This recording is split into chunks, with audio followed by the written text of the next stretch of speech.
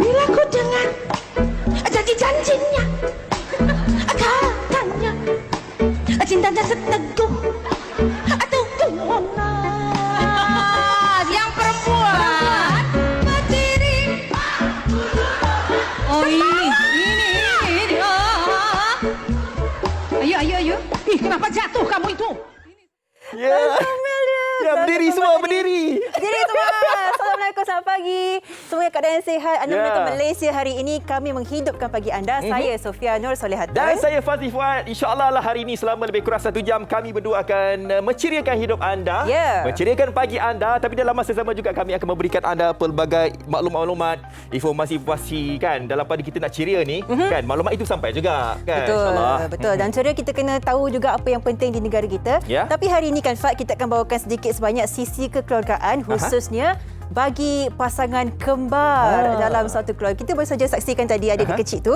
Jadi sebentar saja lagi kita akan mendekati antara dua ni yang dah tular viral kat media sosial yang bekerja di PPP Johor. Kenapa mereka tular? Nanti kita akan tahu kenapa. Dan kalau tadi tengok adik-adik kecil tu tadi tu kan, pasangan kembar tu, anda bayangkan, tapi dulu kita tengok dulu ini yang mana Sofia sebutkan tadi. Okey, kembar ini Cik Aiman Amar dan Cik Aiman Amir. Bezanya Aiman dengan Aiman pula. Amar dengan Amir. Amar dengan Amir je kan. Tapi kalau kita lihat kat sini, memang tak nampak beza lah. Tapi kita kan tanyalah. Sebab kadang ni antara kembar-kembar ni, mereka je yang tahu apa bezanya kan. Dia suka ke tidak sebenarnya ada kembar atau tidak. Jadi kita nak tahu juga kan daripada perspektif seorang ibu, nanti dia ada anak kembar umur 8 bulan. Dia macam mana nak bezakan, bayangkan tengah susukan anak seorang ni. Anak seorang ni dah susu ke belum? Kita pun tak pasti. Jadi kita nak tahu semua tu. Nah, bukan itu saja. Inilah satu soalan cepu emas saya kira ya. Sekiranya kita betul-betul menyayangi pasangan kita, adakah kita sanggup untuk menonjolkan cinta kita terhadap pasangan kita dengan memberi mereka organ kita? Betul. Awak sanggup tak? Betul, sebab kita berat soalan tu. Betul. Sebab kita tidak berada di situasi itu kan. Dan mungkin kita tidak boleh nak berfikir sampai ke tahap itu. Tapi walaupun kalau kita lihat pasangan-pasangan sebelum ini sebagai tanda untuk kita tunjukkan cinta, Sofia, mungkin kita memberikan wang ringgit, kita memberikan kebahagiaan, kita memberikan barang kemas dan sebagainya. Tapi inilah dia, salah seorang daripada mereka ini, si suami ini mendermakan buah pinggang kepada isterinya. Alhamdulillah.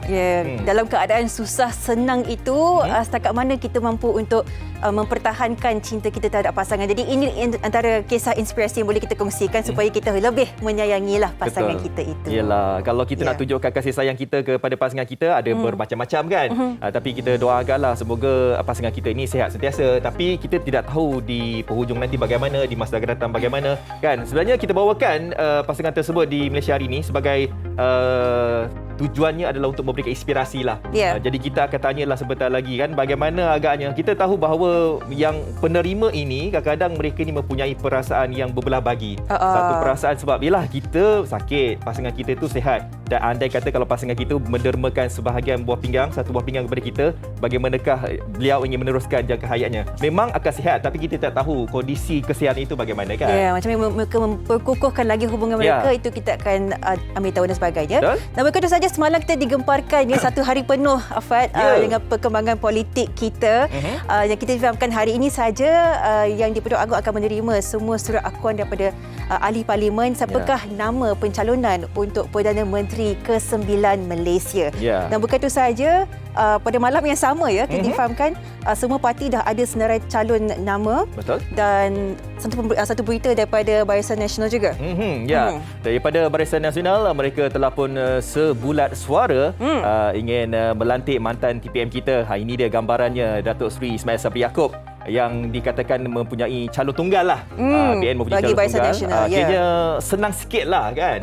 Kepedulian Maha Mulia yang di-Pertuan Agong ingin memilih siapakah yang bakal untuk menjadi PM. Antara nama-namanya Tengku Razali Hamzah, Datuk Seri Anwar Ibrahim, Datuk Syafiq Abdal pun sama juga, Datuk Seri Ismail Sabri Yaakob kan.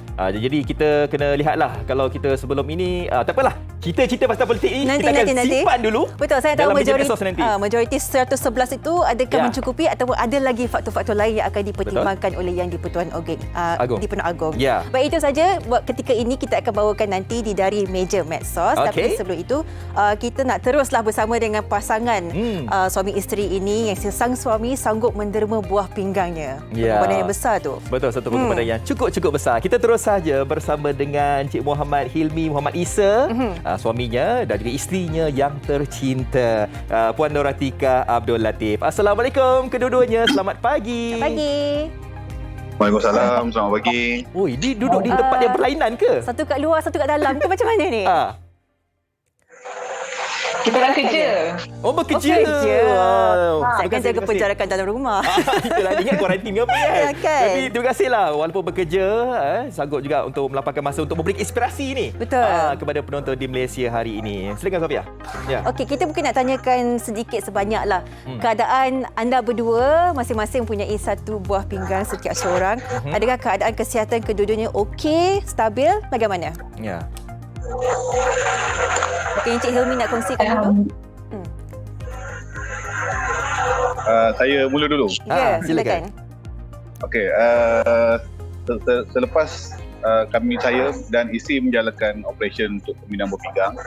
Jadi pada permulaan tahap kesihatan saya agak drop sikit lah. Untuk sebab macam saya sebagai saya kerja sendiri, jadi saya memerlukan tenaga yang kuat untuk membuat kerja-kerja saya dengan bercepatlah. Lepas operation, tahap saya punya fizikal agak terbatal. Jadi untuk recover ambil dalam 6 bulan ke atas baru saya boleh balik bekerja macam sebelum saya operation. Okey. Okey, jadi kita doakanlah semoga konsistenlah kesihatan tu kan. Nak tanya kepada Puan Atika. Okey, Puan Atika, tadi di awalnya tadi saya dan juga Sofia berbincang juga tentang perkara ini kan. Macam perasaan berbelah bagi. Satu perasaan tu terharulah sebab suami yang tercinta mendemakan sebahagian daripada buah pinggangnya kepada diri kita kan. Tapi dalam masa sama juga mungkin rasa macam belah bagi, nak terima ke tak. Jadi mungkin boleh kongsikan momen itu dan mungkin boleh memberikan inspirasi kepada mereka yang mungkin mempunyai masalah yang sama. Silakan Puan Atika. Sebenarnya masa mula-mula buat keputusan tu, saya susah nak terima. Fikir banyak kali, boleh ke saya? Lepas tu saya fikirkan suami, pengorbanan dia, nanti masa akan datang macam mana. Tapi bila lama-lama saya fikir untuk hidup sama dengan dia, untuk teruskan hidup, saya terima juga. Sekarang Alhamdulillah, keadaan saya makin sihat lah. Kita pun sebenarnya cukup bersyukur dan gembira lah untuk Puan Atika kerana suaminya sangat-sangat menjaga, sangat menyayangi lah sehingga sanggup untuk memberikan organ sendiri. Bagi Encik Hilmi pula kan, apabila datangnya perasaan itu, adakah ini satu keputusan yang sukar untuk dibuat, ambil masa juga nak ambil keputusan ni, kita nak bagi buah pinggang kat pasangan kita ni. Adakah ini satu perkara yang mudah atau sukar untuk Encik Hilmi? Okey, saya nak buat keputusan menermakan sebelah buah pinggang saya pada isteri saya. Saya berikan banyak pihak sebab saya bukan sebagai seorang suami pada isteri saya. Saya sebagai seorang yang nombor dua pada ibu dan ayah saya yang mempunyai tanggungjawab untuk saya membantu keluarga saya. Saya fikir juga andai kata kalau lepas saya operasi, kesihatan saya menurut, adakah saya dapat bantu keluarga saya untuk mempunyai tanggungjawab sebagai seorang anak lelaki pada kedua ibu bapa saya. Baik. Sebelum saya bagi keputusan yang mutamat, saya cakap, saya tanya mak, apa yang Amy buat ni mak reda tak? Kalau mak kata tak reda, mak bagi tahu Amy. Sebab Amy tak nak membelakangi mak, sebab mak Amy yang melahirkan Amy. Jadi sebelum Amy bagi keputusan mutamat, Amy nak reda ni datang daripada mak. Kalau mak reda, Amy akan teruskan niat Amy untuk bagi buah pinggang Amy pada isteri saya. Ya. Jadi mak dan family saya, dia restu dan reda apa niat saya untuk saya nak nampak isteri saya kembali sihat normal. InsyaAllah. Amin, amin. Ramai yang doakan pada hari ini pun sama. Kita lihatkan TV3 dekat MHI ni kan. Okey, kepada Puan Noratika. Okey, mungkin ialah selepas pembedahan itu berjaya. Sebab sebelum ini saya pun tahu juga yang mana ada komplikasi buah pinggang ini terpaksa ada tiup-tiup di bahagian perut dan sebagainya. Dan ianya sikit sebanyak menyusahkan sikit pergerakan. Tapi Alhamdulillah selepas suami menderma buah pinggang tu kembali normal seketika lah kan. Kita punya kehidupan kita tu. Okey, ini adalah momen yang saya rasa, kalau sebelum ini saya rasa momen ini dikongsikan berdua sahaja kan. Tapi hari ini mungkin boleh dikongsikan bersama dengan penduduk Malaysia. Apakah kata-kata yang ingin diberikan kepada suami yang sanggup memberikan sebahagian buah pinggangnya kepada Puan? Silakan Puan Natika. Untuk suami, terima kasih banyak kerana banyak berkorban untuk saya. Kehidupan kita semoga lepas ni lebih bahagia, berpanjangan. Pada yang dekat luar sana, saya harap pasangan ataupun mana keluarga yang sakit buah pinggang, dermalah untuk kita punya keluarga, kita punya ahli keluarga. Sebab insyaAllah kehidupan kita akan lebih baik lepas ni.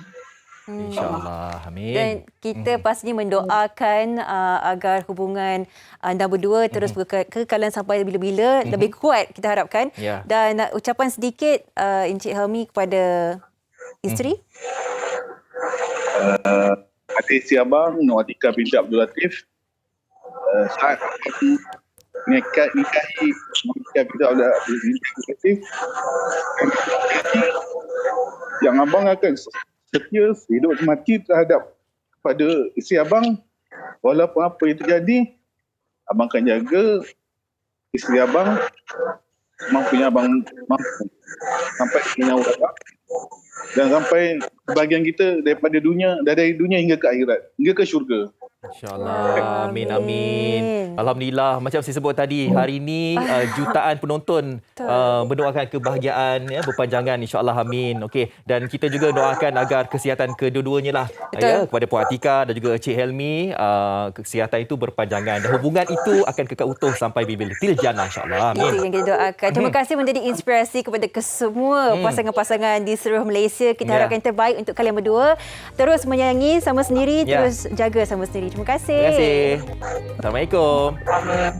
Salam. Okay, saya rasa macam kata-kata akhir yang terakhir tadi, Encik Helmi tu menusuk jiwa jugalah. Betul. Pengorbanan yang besar tu memberikan sebahagian badan kita kepada pasangan. Betul, sangat-sangat besar. Macam saya sebutkan tadi juga kan, kalau kita mungkin nak membahagiakan pasangan kita, mungkin kita boleh memberikan kebahagiaan dari segi mungkin wang ringgit, harta dan sebagainya. Tapi pengorbanan seperti mana Encik Helmi lakukan tu, mungkin tak semua orang mampu untuk lakukan. Ini ujian.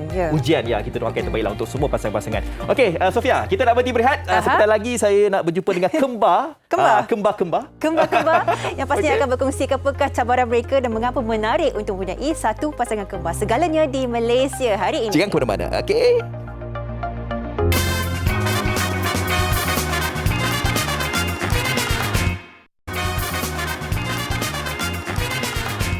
Okey, hidupkan pagi anda bersama dengan saya dan juga Sofia. Oh, macam universe, okey. Come on, tak ada.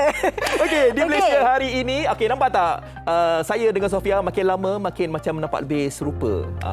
Kita memang, orang kata kalau selalu berjumpa ni, rupa akan dekat serupa dan lebih mesra kan. Tapi kita nak tahulah dari perspektif kembar pula yang dilahirkan bersama-sama, bagaimana agaknya kehidupan mereka.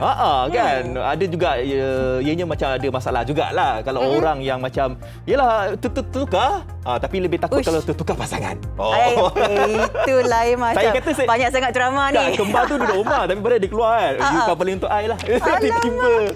Okey, kita terus bersama dengan tetamu kita hari ini. Bersama dengan seorang ibu kepada 2 bayi berusia 8 bulan. Puan Ainan Taznim. Alah, comel. Itu dia. Waalaikumsalam. Dan kita juga bersama dengan Cik Aiman Amar, Cik Kamarudin dan juga Cik Aiman Amir, Cik Kamarudin. Mana satu Amar, mana satu Amir ni? Dan saya Amir. Oh, Amar belah kanan, Amir belah kiri. Ya, betul. Okey. Okey. Memang serupa. Tak boleh bezakan. Okey. Okey, nak tahulah kan pasangan kembar ni, saya memang suka sangat pasangan kembar ni kan, sebab ia lain daripada yang lain kan. Betul. Okey, nak tahulah kepada Amma dan juga Amir, mungkin boleh kongsikan permulaannya lah. Mungkin ada momen yang boleh dikongsikan bersama kami kalau nak bercerita tentang pasangan kembar ini. Yang boleh mungkin menjadi inspirasi ke kan kepada penonton. Silakan Amma ataupun Amir. Ada tak cerita yang best? Alright. Jadi cerita tentang kami lah.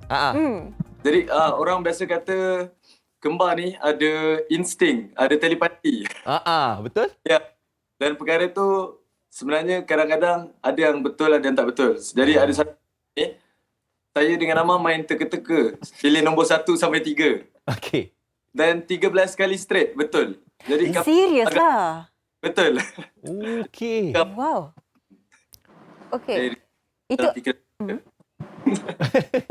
tapi telepati tu memang ingatkan dongeng saja rupanya betul. Tapi mungkin nak ceritakan sedikit sebanyaklah sebab anda berdua tular di media sosial di PPV Johor. Dia bila anda berdepan dengan orang ramai, bila anda dua bersama-sama, dia apa antara cabaran dia ataupun mungkin gelagat lucu yang awak lihat orang respon kepada anda berdua? Okey, gelagat lucu. Okey. Ya, baik. Boleh ingat tak? Jadi antara gelagat lucu yang pertama kali lah kami viral, adalah yang macam abang saya, sedangkan abang saya sendiri dia tulis dekat media sosial macam kenal budak dua orang ni. Macam semua orang tak expect yang time tu kami akan tular. Jadi alhamdulillah lah rezeki. Ya. Udah dia ya je sebelah tu kan. Nampak perbezaan kat situ. Seorang petah, seorang dia pemalu sikit. Okey, nak tahu lah. Okey, biasanya kembar ni yalah daripada kecil sama sampai ke besar kan. Mungkin dia ada minat yang sama lah, boleh kongsikan kepada kami apakah minat yang sama dan ada tak minat-minat yang macam kau suka aku tak suka. Boleh kongsikan tak? Yes, itu ada. Okey, silakan. Okey, pertama sekali apa yang kami macam yang tidak samalah kan. Okey. Salah satunya adalah pakaian. Jadi Nampak sekarang? Memang dari kecil lagi kami tidak sukakan pakaian. Saya tak tahulah. Macam Amir bagi apa. Jadi bagi saya lah, semasa waktu kecil kami agak berbeza. Kami agak berbeza dari kembar yang lain sebab kalau saya suka warna merah, dia suka warna biru. Ya, betul. Kalau dia suka harimau, saya suka serigala. Kalau dia suka api, saya suka air. Oh, banyak beza lah. Kalau muka je sama. Betul. Kalau saya lah ke bumi, Okey, faham. Jadi memang nakkan perbezaan tu jugalah. Okey, kita nak bertanya kepada seorang ibu pula. Puan Ainan, sebagai seorang ibu baru, anak bayi 2 orang 8 bulan ni. Macam mana perasaan dia? Macam mana pengalaman dia? Kita faham mesti susah nak bezakan. Dan lagi contohlah, nak susukan anak ke? Kita risau ini dah bagi susu ke belum? Ini dah ke belum? Ada tak momen-momen seperti itu? Siapa yang tak nangis tu belum lah. Okay, silakan, Ainan. Setakat ni, Alhamdulillah Allah mudahkan. Saya menjadi orang sangat mudah. Sikit, stres sikit-sikit. Tapi peranan suami pun penting. So suami memang bantu lah. Kalau macam saya fokus jaga anak, suami akan tolong kemas rumah, jaga rumah. Maksudnya kami bekerjasama lah dalam membesarkan diorang bersama. Sebab kita ada anak sulung juga yang masih kecil juga 3 tahun. So kakak dia tu pun memang bagus, pandai layan adik-adik semua. Setakat ni no problem lah. Susu pun okey setakat ni. Sebab saya Ya. Okey. Dua ni pasangan berlainan jantina, Fakir dengan Faika namanya. Ya, betul. Diorang berlainan jantina, jadi diorang kembar tidak seiras. Diorang berlainan kantung, berlainan uri. Jadi diorang punya genetik diorang memang tak sama. DNA diorang semua tak sama. Tak sama macam kalau kembar seiras sama, betul-betul sama kan? Betul. Diorang memang tak sama. Berapa beza lama untuk proses ni, bersalin ni? Berapa lama bezanya? 20 minit. Sebabnya kan yang first ni dah keluar dulu. Okey. Lepas tu yang perempuan ni pula dia boleh berpusing balik dalam perut. Okey. Keadaan panik seketika waktu tu. So doktor dia buat ECV, dia pusingkan balik baby daripada melintang jadi kepala ke bawah. So lepas tu alhamdulillah boleh bersalin dua normal. Dah dengar dah suara dia. Alamak macam. Lagi-lagi bersalin normal je kedudukannya. Ya. Okey, kita nak menonton dulu bingkisan ini berkenaan dengan ialah daripada sudut pandang doktor. Dulunya genetik, sekarang ni boleh mendapatkan kembar juga daripada teknologi perubatan. Jom kita saksikan. Okey, jom. Keadaan genetik pasangan suami isteri menentukan banyak perkara sewaktu proses kehamilan. Bermula daripada ciri fizikal yang akan dimiliki oleh bayi, kesihatan janin, risiko penyakit sehingga peluang ibu mengalami kehamilan kembar. Dengan kecanggihan teknologi dalam bidang perubatan, beberapa kaedah rawatan moden turut menyumbang potensi dalam memiliki zuriat kembar ini.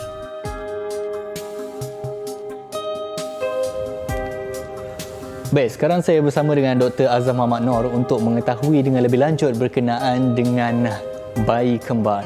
Assalamualaikum, Doktor. Apa khabar, sihat ya? Baik, Doktor.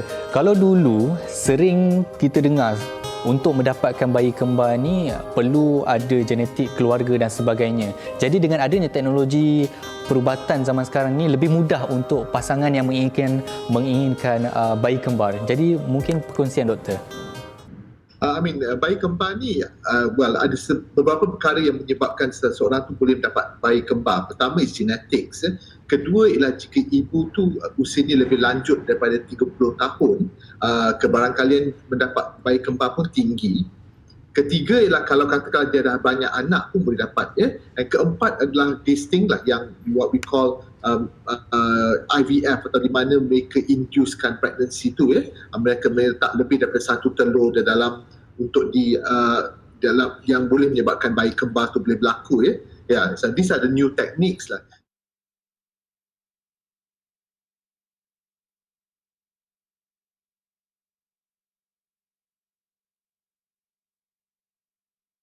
It is not something that you want to, macam saya akan nak dapat anak kembar, saya dapatkan anak kembar. Tidak, it is not a choice, to be honest. You don't want to just saya nak dapatkan anak kembar. Tidak, it's by chance that you dapatkan anak kembar. Jadi bila seseorang tu nak dapatkan anak kembar, dia akan menyebabkan, there are some risk and complication yang akan berlaku, yang they have to understand. Seperti kebanyakan anak kembar ni tak dapat dilahirkan melalui normal. Mereka dilahirkan melalui caesarean section.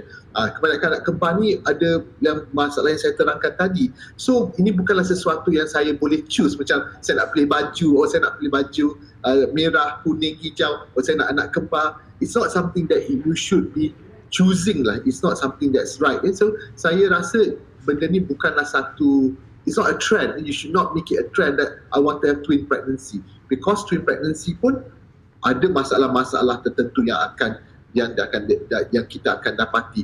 And then untuk membawa atau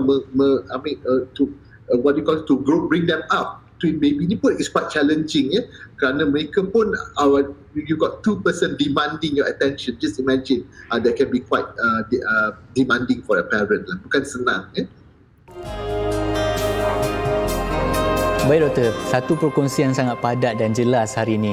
Dan terima kasih kepada doktor kerana sudi meluangkan masa bersama saya. InsyaAllah kita jumpa di lain hari. Assalamualaikum.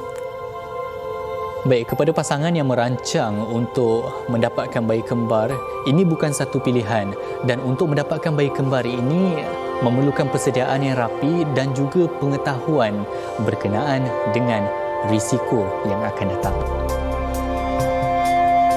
Temu ramah Sri, dan ini bukan satu pilihan, tetapi kalau dapat rezeki lah. itu adalah rezeki. Tanggungjawab juga sangat besar. Betul. Jadi macam sesuai lah kalau anda semua yang mungkin tidak mempunyai cahaya mata kan. Okey, boleh menggunakan rawatan ini. Baik, kita nak tanya kepada Ainan. Okey, Ainan. Oh, nampak tak? Nampak anak tu dah sana sini kan. Bergelut dah kat situ. Okey, Ainan, mungkin Ainan boleh memberikan kata-kata kepada mereka yang juga mungkin mempunyai anak kembar dan sebagainya. Mungkin ada kata-kata nasihat ke? Silakan, Ainan. Sebab saya rasa tak layak nak bagi nasihat sebab saya pun baru je membesarkan diorang ni baru 8 bulan kan. So, saya faham kalau ada ibu-ibu yang struggle, stres, kalau macam susah sikit, ada masa kekangan nak jaga diorang. Kalau boleh minta bantuan ahli keluarga yang lain lah. Jangan stres seorang-seorang sebab nanti kita kena sayang diri kita sendiri dulu. Okey, dah faham. Okey, dah pergi susu. Okey. Kalau seorang ibu tu happy, insya-Allah anak-anak pun akan happy juga. Saya setuju. Setuju. Ibunya kena happy dulu ya. Betul. Baru anak-anak kita akan terjaga dan juga happy. Okey, kita tanyakan kepada Amar dan juga Amir. Akhir sekali kepada anda berdua yang pastinya mempunyai hubungan yang baik sebagai adik-beradik. Kepada semua kembar-kembar lain di seluruh Malaysia, apa yang boleh dikatakan untuk terus mempunyai satu hubungan yang rapat sebagai kembar. Apa? Satu kata boleh kata-kata terakhir ke? Ya. Okey. Untuk kembar di luar sana.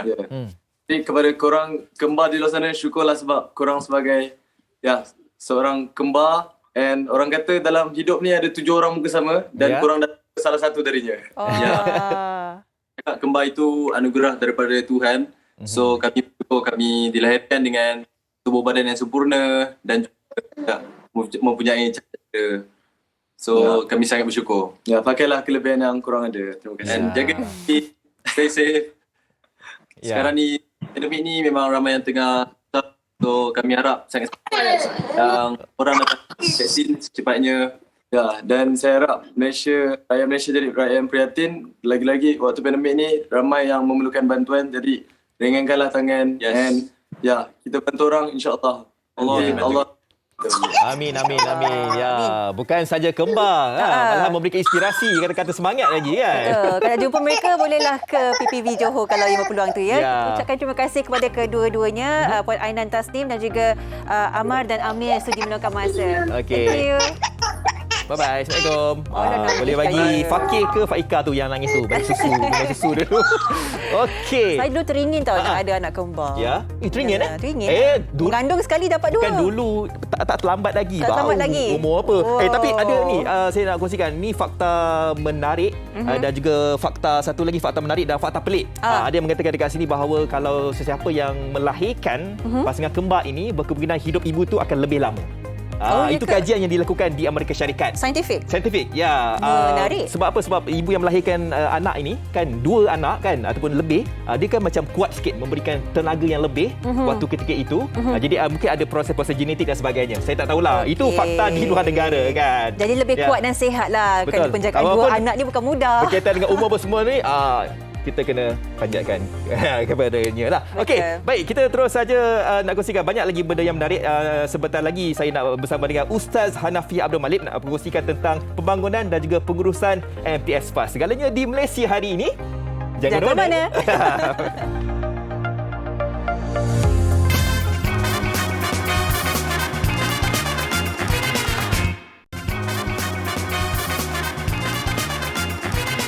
Terima kasih kepada anda yang masih lagi bersama dengan saya dan juga Sofia di Malaysia hari ini. Mungkin ada yang sedang bersarapan pagi. Lewat hari ini dekat pukul 10 ni baru sarapan pagi. Okey, apa terima kasih kepada anda semua. Baik, kita terus saja nak bercakap tentang Muharram, bulan subsidi iman dan kemenangan. Nampak tak dekat sini, kalau kita dah masuk bulan Muharram ni kan, alhamdulillah, insya-Allah lah, kalau anda infakkan wang anda itu, pahalanya akan berlipat kali ganda, masya-Allah. Baik, kita nak cakap tentang ini pembangunan dan juga pengurusan MTS PAS, tapi untuk waktu ini apa kata kita saksikan video ini dulu. Bantulah Mahat Tahfiz Sains Fatimah Az-Zahra atau MTS PAS dalam melahirkan generasi khalifah yang bertaraf profesional hufaz. Berinfaklah kepada dana pembelian tanah MTS PAS yang akan dibangunkan menjadi pusat pengajian tahfiz sains moden, dan pahala berterusan menanti anda. InsyaAllah, nampak tak pahala berterusan. Inilah masanya untuk kita ni nak mengumpul saham akhirat. Okey, baik, tanpa berlengah banyak masa lagi, kita terus saja ingin bersama dengan Wakil Mahat Tahfiz Sains Fatimah Al-Zahra ataupun MTS PAS. Kita terus saja bersama dengan Ustaz Hanafiah Abdul Malik. Assalamualaikum Ustaz. Waalaikumsalam warahmatullahi wabarakatuh. Saya doakan Ustaz sihat sentiasa Ustaz. Amin. Amin ya Allah. Alhamdulillah. Ya, alhamdulillah. Baik Ustaz, kita terus saja nak bercakap kenapa agaknya kita yang menonton Malaysia hari ini pada hari ini harus menyokong dan juga kepentingan untuk menyertai usaha dakwah yang Ustaz jalankan ini. Silakan. Okey, Alhamdulillah. Yang pertama, Ya. kita hidup atas muka bumi ni ada kembar dia. Ya. Kembar akhirat. Ya. Kembar akhirat. Mungkin kita bahagia, kaya di dunia, belum tentu kaya di akhirat. Jadi jom sertai usaha MTS Fast untuk melahirkan golongan para pemimpin-pemimpin akan datang dengan mencapai kecemerlangan dari sudut akademik dan nilai kepimpinan dan melalui pegangan akidah yang kuat. Yang keduanya, tuan-tuan dan perempuan, sistem pembelajaran holistik di MTS Fast ni alhamdulillah terbukti menyebabkan ramai di kalangan pelajar kita dapat masuk ke universiti, pusat-pusat pengajuan tinggi dan menjadi pelajar yang cemerlang. Begitu juga dengan Madrasah Ulul Albab dan banyak. Dan yang ketiga, tuan-tuan dan perempuan, kalau kita dapat tengok orang yang jangan ada perasaan ragu-ragu atau bimbang tentang untuk menyumbang kepada dana pembangunan pengurusan MTS Fast, terutamanya dalam pembelian tanah yang bernilai lebih kurang 5 juta ini, tuan-tuan dan perempuan. Apa sebab? Kerana kami dapat pengiktirafan daripada KPM, Kementerian Pelajaran Malaysia. Kita juga dapat pengiktirafan daripada JAIS, kita juga dapat daripada Pusat Wakaf Selangor dan juga Lembaga Zakat Selangor. Jadi tak perlulah ragu-ragu, kami perlukan lagi 2 juta saja untuk melengkapkan kos pengurusan untuk membeli tanah untuk pembangunan kompleks MTS Fast. Wallahu alam. InsyaAllah. Okey, baik Ustaz, kita tahu bahawa pandemik ini ramai mungkin ada yang terkesan kalau nak berinfak tu kadang-kadang mereka ni dok fikir juga kan duit tu cukup-cukup je kan nak berbelanja sampai ke hujung bulan dan sebagainya. Mungkin Ustaz boleh kongsikan adakah ini adalah waktu yang sesuai untuk masyarakat kita ni berinfak dan mungkin ada pesanan nasihat Ustaz kepada masyarakat untuk kita semua ambil tindakan dan dijadikan semua ini sebagai pegangan Ustaz. Silakan. Selagi hidup, selagi itu ada ruang dan peluang untuk kita menambah amal. Apabila kita mati, kita tak ada ruang dan peluang untuk menambah amal. Sehingga dalam surah Al-Munafikun ayat 9, ada dialog antara Allah dan makhluknya. Mana dia kata, Ya Allah, andai kau menangguhkan ajalku, Ya Allah, nescaya aku ingin bersedekah. Kenapa sedekah? Sedekah adalah amalan yang berterusan. Sedekah adalah amalan yang menyebabkan kalau kita mati, pahalanya mengalir masuk ke dalam kubur. Ketika ini, tuan-tuan dan perempuan, muslimin dan muslimat yang dirahmati Allah, bayangkan kita membina bangunan MTS Fast dan kemudiannya orang belajar mengaji kat situ, beramal, beribadah di situ, kita akan dapat pahalanya walaupun, tuan-tuan, kita telah meninggal dunia. Ada yang jadi ulama, ada yang jadi hafiz, ada yang jadi pemimpin, ada yang jadi engineer, tetapi Al-Quran ni hafal Quran, ada yang jadi lawyer tetapi dia Quranik, dia menghafal Al-Quran dan insya-Allah pahalanya mengalir masuk ke dalam akaun kita. Wallahu a'lam. Ya, insya-Allah. Baik Ustaz, saya rasa ramai ni di antara kita yang berkobar ni kan. Tapi itulah apa yang Ustaz katakan tadi, saya percaya juga kan, walaupunlah kita ni ada sedikit duit tapi saya rasa mungkin sikit wang kita itu kita infakkan, mungkin kita akan dapat pulangannya tu berlipat kali ganda kan insya-Allah. Baik Ustaz, boleh kongsikan bagaimanakah caranya untuk kita semua ni nak memberikan infak kepada Mak Tafiz ini? Silakan. Pertama sekali, kalau kita nak berinfak, tuan-tuan boleh tengok secara umum bila-bila masa tuan-tuan boleh infak, transfer terus ke dalam akaun MTS Fast yang telah tertera ni di kaca TV.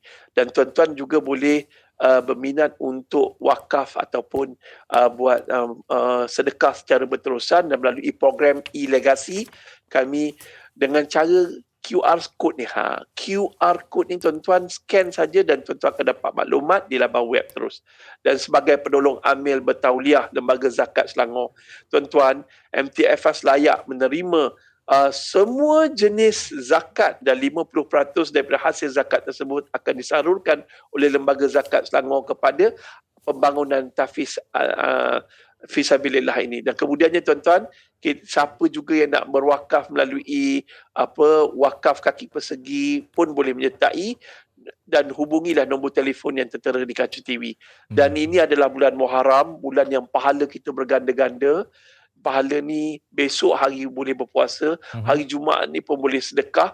Selagi kita hidup, selagi itulah waktu untuk kita bersedekah tu masih ada. Jangan lepaskan peluang ini, sebab peluang ini berita ni telah sampai ni. InsyaAllah. Kita nak jadi hafiz Quran mungkin tak boleh, tapi dengan menyumbang untuk ni, insyaAllah kita akan dapat rezeki dan pahala yang berterusan. Wallahualam. Okey, baik. Terima kasih diucapkan kepada Ustaz Hanafi Abdul Malik kerana berkongsi tentang kalau kita ni yang nak memberikan infak kepada mak tahfiz ini. Baik, terima kasih Ustaz. Assalamualaikum. Assalamualaikum warahmatullahi wabarakatuh. Okey, itu dia kita telah bersama dengan Ustaz Hanafi Abdul Malik, Wakil Mahatahfiz Saiz Fatimah Al-Zahara. Baik, itulah dia seperti mana yang Ustaz katakan tadi kan. Ini adalah bulan Muharram. Kalau andai kata kita ni ada sedikit wang itu, infakkanlah. Sebab saya percaya bahawa duit kita itu akan mekar selamanya. Inilah masanya untuk kita mengumpul saham akhirat. Baik, kita nak bercakap tentang medsos ni, Sofia. Seperti mana yang saya rasa bukan kita, malahan kalau anda pergi ke mana-mana sahaja, contohlah yang mana boleh dine in kan. Yang mana dine in ni saya rasa perbualan topik yang mereka akan cakap tentang siapakah PM kita ke-9 ni. Betul, pergerakan ataupun boleh dikatakan pergolakan politik di negara kita akan kita perincikan. Difahamkan semalam ada banyak juga perincian yang kita perlu fahami. Kita terus bersama dengan Profesor Dr. Nik Ahmad Kamal Nik Mahmud, pengamat undang-undang Universiti Islam Antarabangsa UIA. Assalamualaikum, Prof. Waalaikumsalam warahmatullahi wabarakatuh. Terima kasih. Terima kasih meluangkan masa. Prof, mungkin kita nak kongsikan sedikit sebanyak mengikut perlembagaan dalam situasi sekarang. Siapakah sebenarnya yang selayaknya menjadi Perdana Menteri kita yang ke-9? Dan kita difahamkan juga semalam BN ada mencadangkan seorang calon ini dikatakan telah pun mendapatkan majoriti 111. Jadi adakah itu memadai untuk dijadikan sebagai Perdana Menteri kita yang terbaru? Prof. Baik, sekarang ni semua orang bercakap tentang siapa yang sepatutnya dilantik tapi bertitik tolak kepada jumlah kerusi di Dewan Rakyat tu ada 220 Sebenarnya kita ada 222 tapi sebab 2 kerusi itu kosong kerana kematian wakil rakyat tersebut belum diganti lagi, maka 220 itu maknanya majoriti muda yang 111 jadi maknanya kalau ingin melantik seseorang sebagai Perdana Menteri, maka jumlah nombor itu pentinglah. 111 itu ialah simple majority atau majority mudah. Jadi kalaulah sesiapa daripada parti-parti politik itu atau gabungan parti politik itu mendapat sokongan 111, maka beliau akan dilantik sebagai Perdana Menteri lah. Dan kita lihat prosesnya menarik. Proses antaranya seperti yang ditunjukkan, iaitu proses mendapatkan SD ataupun akuan bersumpah daripada ahli-ahli parlimen yang ada dan dihantar kepada yang berhormat speaker sebelum pukul 4 petang ini dan akan diserahkan kepada Duli Yang Mahmulia Seri Paduka Baginda Yang Pertuan Agong. Itu satu proses yang baru saya lihat kerana sebelum ini tahun lepas kita lihat bahawa perkara yang sama berlaku tapi tidak termasuk proses yang baru diperkenalkan. Dan ini saya rasa sebahagian daripada proses di mana Yang di-Pertuan Agong berusaha mencari jalan untuk menentukan siapakah yang mendapat sokongan majoriti tersebut. Kita tahu bahawa sekarang ini PM yang ada Tan Sri Muhyiddin Yassin sebagai PM caretaker kan. Jadi kita nak tahulah proses untuk kita nak dapatkan PM yang selayaknya ini kan. Kita tahu bahawa ianya menuntut pelbagai proses dan kita tak mahu nanti apabila kita dah lantik satu nama ini sebagai PM akan timbul lagi isu keabsahan. Jadi kita nak tahulah jadi bagaimanakah proses ini dijalankan.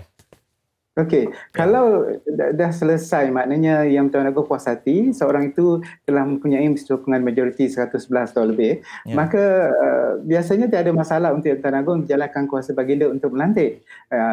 Tapi seperti kata kita tadi mengenai isu tentang keabsahan kerana isu majoriti ini very fluid, maknanya sekarang mungkin ada, esok mungkin tiada jadi saya rasa yang terbaik ialah pilihan raya untuk menentukan siapakah yang patut dilantik sebagai Perdana Menteri. Namun pilihan raya mungkin bukan satu solusi yang mudah untuk kali ini. Namun cara yang terbaik saya rasalah ini yang mungkin dicadangkan oleh ramai orang juga, iaitu setelah dilantik seorang Perdana Menteri, maka panggil sidang parlimen dan tentukan keabsahan sokongan majoriti tersebut melalui undi percaya. Itu saya rasa boleh dilakukan dan ini saya rasa penting untuk menentukan sama ada memang benar atau tidak Perdana Menteri yang dilantik tersebut mendapat sokongan majoriti. Okey. Kalau kita tahu sebelum ini untuk PM interim, kalau sebelum ini untuk nak melantik PM yang benar-benar tempohnya adalah seminggu kan. Jadi kita nak tahulah untuk tempoh PM caretaker ini sampai satu tahap untuk melantik PM yang sebenar ini berapa lama tempoh yang diperlukan dan apakah mungkin kuasa-kuasa yang terletak pada PM caretaker ini ataupun PM yang seterusnya nanti. Silakan. amalan melantik PM interim, PM caretaker ni baru di negara kita tahun lepas, bulan Februari atau bulan Mac 2020 berlaku pertama kali bila Tun Mahathir dilantik sebagai Perdana Menteri interim. Cuma apa yang tidak begitu jelas ialah apakah ruang lingkup ataupun bidang kuasa seorang Perdana Menteri yang interim atau Perdana Menteri caretaker. Namun semalam apabila Ketua Setiausaha Negara telah mengeluarkan penerangan tentang itu, dan kuasa seorang Perdana Menteri caretaker itu hanyalah untuk mentadbir. Selagi ada isu-isu berkaitan dengan pentadbiran negara, maka beliaulah yang akan mengambil bahagian dan buat keputusan. Namun seperti yang dinyatakan oleh Ketua Setiausaha Negara bahawa ia tidak termasuklah membuat polisi baru atau membukakan cadangan untuk menggunakan wang negara dengan cara terbaru, kerana apa yang telah diluluskan sebelum ini boleh diteruskan dan tidak boleh digunakan dengan cara yang baru. Itu yang pentingnya lah, maknanya isu vaksin, isu pemulihan itu semua akan dijalankan seperti biasa yang telah diputuskan sebelum ini. Okey, akan diteruskan juga. Baik Prof, soalan seterusnya daripada rakyat ya. Okey, difahamkan yang PRU tak boleh dijalankan atas keselamatan, kemaslahatan rakyat dan sebagainya. Dan tentunya ini menjadi persoalan, adakah pemilihan Perdana Menteri dengan cara ini boleh memuaskan hati rakyat, dan adakah pemilihan PM ini bersifat kekal atau sementara? Seperti kita melihat track record sebelum ini, adakah kita boleh menjangka keadaan seperti itu, Prof?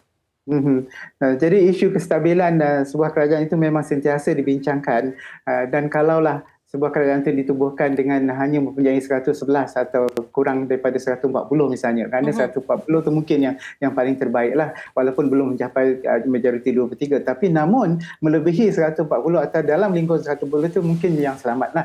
Tapi dan kita mahukan kestabilan dalam kerajaan, dan dalam konteks ini dan dalam keadaan pandemik ini, saya rasa kita perlu terima apa yang ada. Selagi kita tidak boleh menjalankan menjalankan pilihan raya, dan insya-Allah saya rasa dalam masa 3 atau 4 bulan apabila kita telah mencapai imuniti kelompok, maka insya-Allah kita boleh mengadakan pilihan raya. Namun dalam konteks pilihan raya pun saya rasa perlu diperhatikan juga, kerana mungkin pilihan raya normal baru itu perlu dipikirkan, pilihan raya secara hybrid, dan tidak pilihan raya yang seperti yang kita telah lalui sebelum ini. Jadi itu saya rasa penting, dan saya pasti rakyat mengharapkan satu kerajaan yang stabil. Namun dalam keadaan sekarang ini di mana parti politik amat berpecah, dan maka saya rasa suka untuk kita mencapai tahap di mana kita mencapai satu buah kerajaan yang mempunyai kestabilan yang sepenuhnya. Namun kita mengharapkan ia akan stabil sekurang-kurangnya sampai 3 atau 4 bulan lagi bila kita boleh melahirkan pilihan raya. Okey, baik, seperti mana kita tahu bahawa hari ini sebelum jam 4 petang setiap ahli Dewan Rakyat dibenarkan untuk menghantarkan nama-nama lah sebagai nama untuk menjadi PM kita yang ke-9 ini. Okey, tetapi pihak daripada Barisan Nasional telah pun mengeluarkan cuma satu nama sahaja. Jadi saya rasa macam tak pening kepala sangatlah kan nak memilih siapa. Jadi apa pandangan Prof tentang Datuk Seri Ismail Sabri Yaakob ini? Kita tahu bahawa BN telah menjadi tunjang kepada kerajaan begitu lama, sejak daripada kita merdeka, perikatan, kemudian BN dan sebagainya. Dan apabila berlaku pecahan dalam UMNO itu menimbulkan keresahan kepada ramai orang. Dan kejatuhan kerajaan yang sekarang ini pun oleh sebab penarikan sokongan daripada kumpulan UMNO. Jadi kalaulah wujud konsensus di kalangan orang UMNO sendiri untuk mencalonkan hanya seorang saja, Dr. Seri Ismail Sabri, saya rasa itu adalah rancangan terbaik lah. Dan namun kita belum pasti lagi, sebab kalaulah kita kira jumlah kerusi daripada keseluruhannya belum mencapai 111 dan belum mendapat sokongan 5 atau 6 kerusi lagi atau 5-6 kerusi lagi untuk mendapatkan jumlah sokongannya 111. Tapi insya-Allah saya rasa dalam konteks bahawa kita mahu kerajaan yang stabil dan kita mahu kerajaan yang kuat, maka walaupun dengan majoriti yang tipis, namun kita terus harus melangsungkan kehidupan kita, melangsungkan kerajaan, supaya banyak benda yang perlu dipikirkan. Saya rasa biar dia selesai dengan segera. InsyaAllah. Ya, kita juga sebagai rakyat mendoakan agar selesai benda ini. Kita ucapkan terima kasih terus kepada Profesor Dr. Nik Ahmad Kamal Nik Mahmud, pengamat undang-undang Universiti Islam Antarabangsa. Terima kasih. Assalamualaikum. Okey, jadi itulah dia. Memang ada macam-macam, ini teka-teki lah kan. Dan ada beberapa nama yang telah pun dipanggil kan. Dan juga macam Prof sebutkan tadi, macam kita sebagai rakyat pun sama juga kan. Kita macam saya sendiri pun saya tak kisah siapa pun, tapi ianya saya rasa boleh terus membantu menjana ekonomi dan juga menjaga kita ni sebagai rakyat ni kan tak kena pandemik ini. Kan. Besar tanggungjawabnya kesihatan, keselamatan, kesejahteraan dan juga COVID-19 dan juga ekonomi ekonomi negara. Itu adalah tanggungjawab yang cukup besar untuk ditanggung ataupun dipikul oleh PM kita yang ke-9. Okey, kita akan rehat seketika. Sekembalinya kita akan mendalami landscape melengkapi kediaman dalam kehijauan lah kiranya. Ya, okey. Jadi anda jangan ke mana-mana.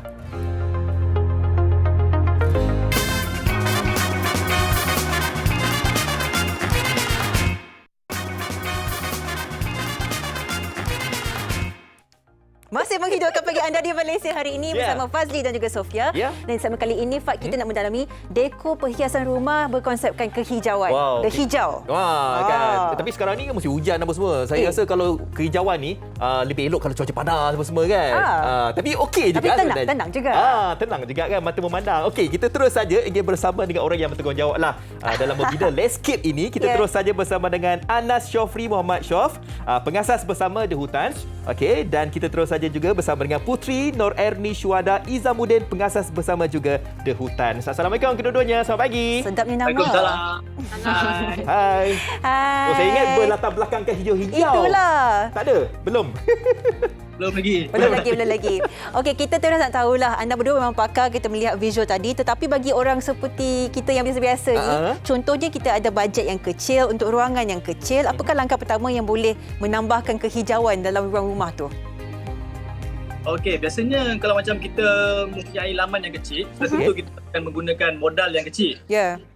Sebagai contoh, kita boleh membeli pokok-pokok ataupun bunga-bunga yang kecil, pasu-pasu yang murah, tapi kita kena ingat, dalam murah-murah tu pun kita kena pastikan ada kualiti pada setiap barang-barang yang kita beli. Kita tak naklah beli pokok dalam masa seminggu, pokok tu pun mati. Lepas tu macam tak tahan lama lah pokok tu. Kena pasti jugalah kalau kita beli pokok, tak semestinya pokok tu murah, tapi pokok tu tak tahan lama. Kita nak dia tahan lama, murah dan senang jaga jugalah. Saya nak tahulah kan, untuk berkaitan dengan landscape kehijauan ini kan, ada, ini bagi saya lah kan, saya nampak ada juga yang ini cantik lah daripada dengan mata saya, tetapi ada di antaranya yang meletakkan hijau ni, daun pokok dan sebagainya, tapi macam tak kena. Maksud saya dekat sini nampak macam serabut.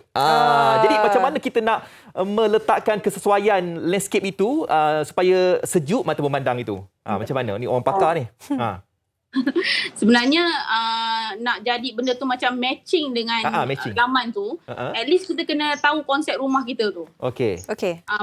Macam kalau kita tak nak benda tu crowded, kita main simple-simple je. Jangan terlampau banyak pokok, jangan terlampau banyak warna. Kena main tone yang sikit-sikit je. Kalau kita main warna banyak sangat ni, jadi crowded lah. Betul. Dia kena ada tanaman feature di situ lah. Saya nak tanya, saya terfikir ni sebab ada tanaman yang memang semula jadi, yang real, ada juga tanaman yang bukan semula jadi, yang plastik. Jadi adakah perbezaan yang besar antara kedua-dua ni untuk menghiasi rumah kita? Okey, beza dia kalau rumput plastik ni dia tak perlu maintain sangat lah. Kita kalau rumput plastik ni kita boleh guna vacuum, guna blower dan angin tu. Berbanding dengan rumput yang hidup ni, kita kena maintain dia. Kita kena cabut rumput-rumput liar, kena baja. Kalau baja lebih sikit tak boleh. Lepas tu air lebih sikit pun tak boleh. Lepas tu dia punya jangka hayat pun macam tak lama lah kalau rumput hidup ni. Berbandingkan dengan rumput yang plastik tu.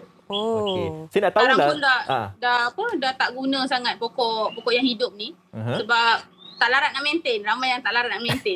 Tak mesra bajet lah. Itulah saya pun nak tahu, ialah antara kelebihan dan juga kekurangan kalau kita memilih landscape sebegini rupa.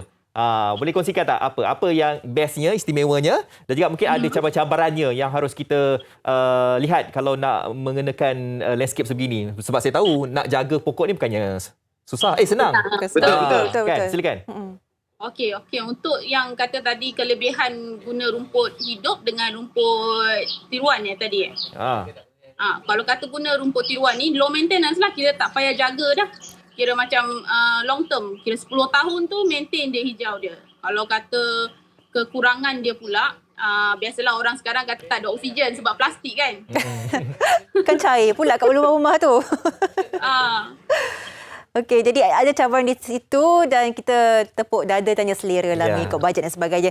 Akhir kata, untuk mereka yang ingin memulakan kehijauan dalam rumah, apakah tip pertama yang boleh dikongsikan? Okey, kehijauan rumah pertama sekali kita kena kreatif. Lepas tu kita kena tahu bajet kita.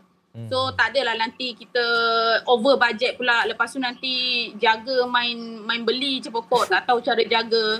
So kena yang nombor satu sekali kreatif lah. Kena pandai kreatif, kena pandai susun, atur pokok tu macam mana. Tapi kita kena tengok kepada kesesuaian jugalah. Ada yang kita kadang-kadang main beli je pokok tapi kita tak tahu dia punya penjagaan. Macam setengah pokok tu dia ada yang tak boleh kena matahari, tak boleh kena air banyak sangat. Pokok bunga saya asyik mati je.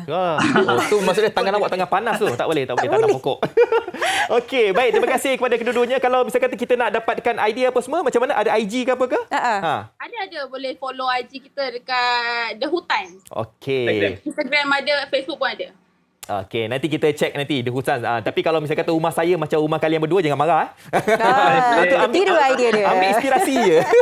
Okey, terima kasih dua-duanya. Terima kasih. Okey, Assalamualaikum. Itulah inspirasi pasangan suami isteri ni. Walaupun duduk rumah, ada mungkin masa sedikit terluang. Itu apa kata kita cantikkan rumah kita. Betul. Lagi hijau. Kan. Jadi macam awak sebut kan tadilah kan. Ianya bergantung juga kepada kita ni nakkan dekorasi yang bagaimana, bergantung pada bajet dan sebagainya kan. Tapi ada setengah orang tu kalau misalkan kata dekorasi macam tu, dianya buka colour sampai bila-bila tau. Dia tak ada tukar-tukar. Sebab dia memang suka macam tu kan. Ikutlah. Fleksibelnya kalau ada bajet tu kita boleh tukar-tukar lah bunga ni ke bunga tu. Okey. Isnin ini kita akan bawakan Isnin. Allahu Akbar. Kamis ini kita akan bawakan daripada simpati mengundang empati. Maklum nak kerja tiap hari, Dek. Okey, jadi kepada anda semua jangan lupa untuk anda saksikan bersama dengan rakan-rakan kami yang lain juga. Besok saya lah. Saya dengan Anil besok.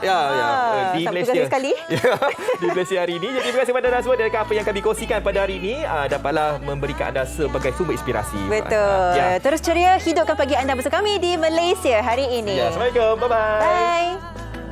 Sama bekerja, sama berusaha setia berkhidmat untuk semua, rela berkorban apa saja. Amanah bangsa tetap dijaga. Kami berikrar penuh setia untuk agama, bangsa dan negara.